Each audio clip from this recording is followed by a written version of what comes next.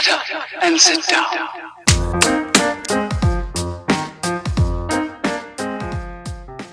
Enjoy. I didn't have to really face any circumstances based on my belief until I started getting out of the Marine Corps. There it is. And I started suffering panic attacks to a degree where I'd lay on a couch and actually start to convulse. It would manifest physically to such a degree because I was so afraid. Afraid of what? And that's the thing about panic attacks. I had no idea. And so I didn't know why. But this is what I do know today, looking back in hindsight. I definitely didn't believe that God was loving me, saving me, helping me, and I was safe because of what God was doing. All the weight of the world was on my shoulders. I was carrying it all. I was trying to be a good person, even though I wasn't. Yeah. I was trying to, be responsible with money, even though I wasn't. I was trying really hard.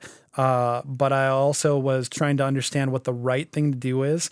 And I didn't know and that struggle continued on for quite a while afterwards. But those panic attacks, even though God did in those moments, reach down and touch me and speak to me and started waking me up to him, used all that for that, another story for another day. But those things continued on for about 7 years. But fear continued on for about 18 years. And so it wasn't really until I understood the gospel did the fear start to go away. Because the weight of your liberation and your freedom was really, you were incapable of managing the weight. Yeah. Totally. And it crushed you. Yeah, but I didn't necessarily believe that. And even when you became a believer, you still retained a measure of weight on you because even your salvation was secured by your Well, here's another behavior. really good conversation, and maybe we'll continue this in the next session.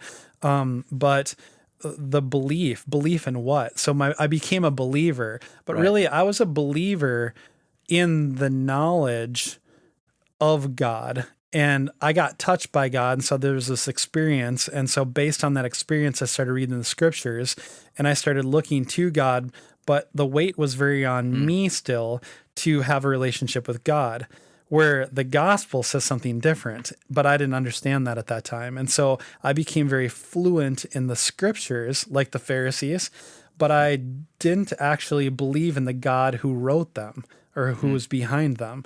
And so I believed in me, in my ability to discern what the scriptures were saying and applying, and all that weight was on me.